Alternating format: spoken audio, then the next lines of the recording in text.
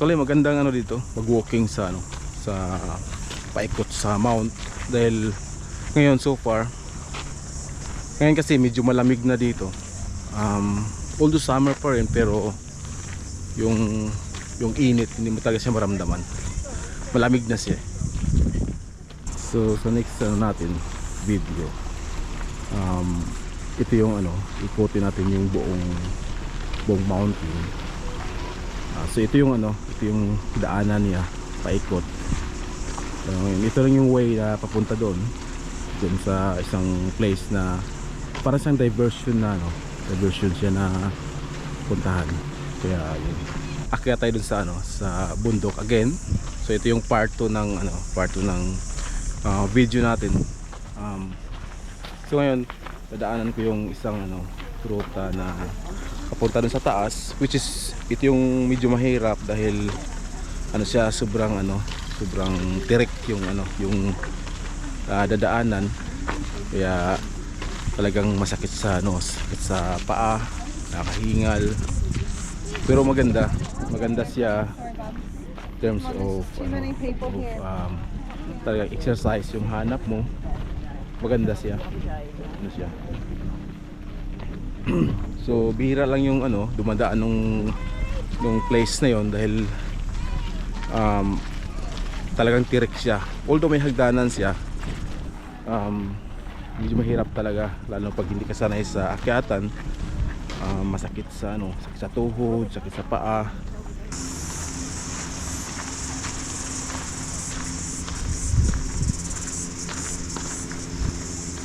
So dito habang naglalakad pa ako, nasa ano pa ako, tabi ng dagat. Yan. Tapos yun yung mountain. So may isang ano diyan, may isang daanan, bali parang diversion siya. So paakyat na dun sa taas, imagine gaano kataas yan. Yan. So medyo ano siya, mahirap siya ano talaga. Dahil hindi ka sanay at talagang mapapagod ka. So ganito lang yung routine ko dito. As of now, explore muna dito sa mount kasi marami pa akong gustong ano, explore dito sa mount. Kaya ilagay nyo lang dun sa comment section itong video na to, kung ano yung gusto nyo pasyalan natin dito sa New Zealand, gusto nyo makita habang nag-explore tayo dito sa country. So ilagay nyo lang sa comment section at try natin bisitahin, gawa natin separate video. The rest of this video, doon na tayo sa ano, doon na tayo kasi akyat na ako sa bundok yan. So ito na yung parang diversion papunta dun sa taas ng bundok yan. So yan yung dadaanan ko, yan yung hagdanan dyan. Tapos ito yung ano, yung tabing dagat yan. So yung kasama ko si Aliswawa yan, yung kasama ko sa ano, sa bahay. Tapos yung nakasama ko sa bahay yan. So umikot sila sa ano, sa gilid lang. Yung mga kasama ko ano sila, nag-ikot lang sa bundok. Tapos ako na lang yung aakyat dito sa taas. So ano tayo, stroll tayo, samahan nyo ako guys. So ngayon start pa lang ako dito, baba pa ako. Yung dagat dyan sa likod ko.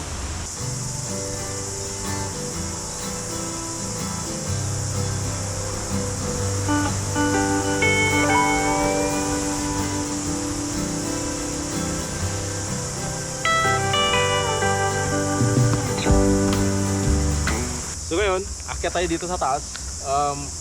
Ito may hagdanan naman, pero may mga area kasi na ano walang hagdanan siya. So ano yun, nakakapagod lang talaga. Masakit sa paa pero sulit kasi parang parang maganda siya sa exercise. Actually, may mga matatanda pa dito na maakyat dito sa area na to. So ito yung parang diversion niya. Kung nakita nyo dun sa part 1 ng video natin, medyo AC pa yun yung daanan na dinadaanan natin. Medyo dito medyo talaga to, medyo mahirap. Bakit tayo?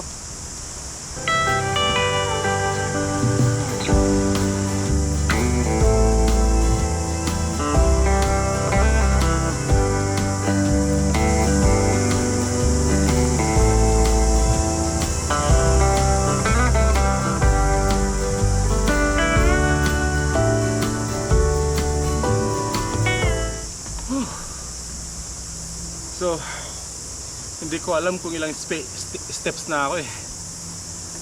Sakit dito sa dito sa hita. Bali yung pag-akyat dito, hindi mabilisan. Lang lang, chill lang, paunti-unti. Kasi pag mabilis ka dito, talagang magka-cram yung paa mo. Kakram yung yung hita mo. Saka talagang nakakahingal. Sobra kasi sobrang taas niya ngayon. Yung medyo yung nakita yung diyan. Kita yung kakahuyan diyan. Yun yung mga dinaanan ko. Kaya medyo talaga. Pero sulit pag dito ka nag-exercise.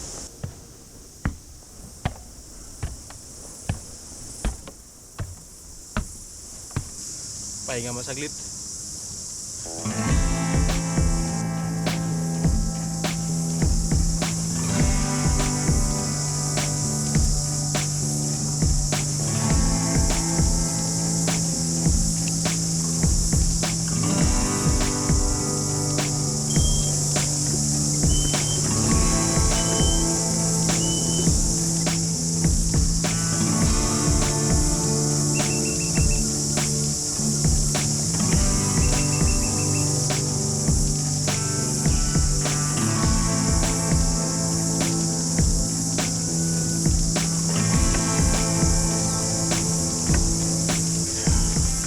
So nasa pa ako, sa gitna pa ako dito sa bundok, dito rin sa dinaanan ko.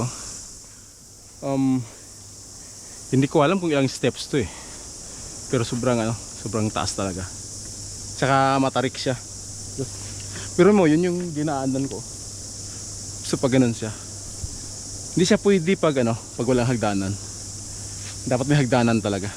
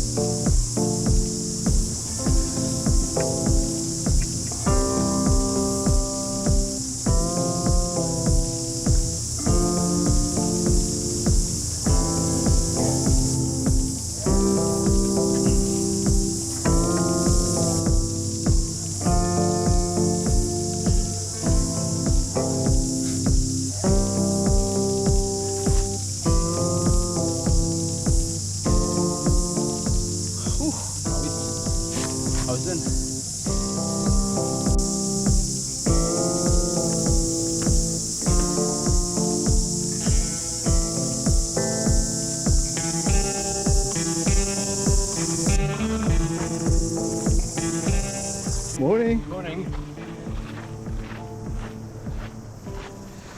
So hindi na ako pupunta doon sa sa Greenstone. So lumihis na ako ng isang daanan pababa nitong mount. So ito naman explore natin. Actually na-reach ko na yung para siyang skina. Papunta naman doon sa Greenstone, pero hindi na ako umakyat doon. Dito ako sa kabilang side, which is tanaw ko yung buong isla na yan, kita dito. So yun yung matatanaw dito. Sobrang taas kasi yun yung mga kahoy na dinaanan ko, diyan ako dumadaan eh. So sobrang taas. Tapos dito sa sa likuran ko, yun yung mga bato na yan. So pag umakyat pa ako doon ako dadaan sa sa mga bato na yan. Yung sa gilid na yan, diyan ako dumadaan.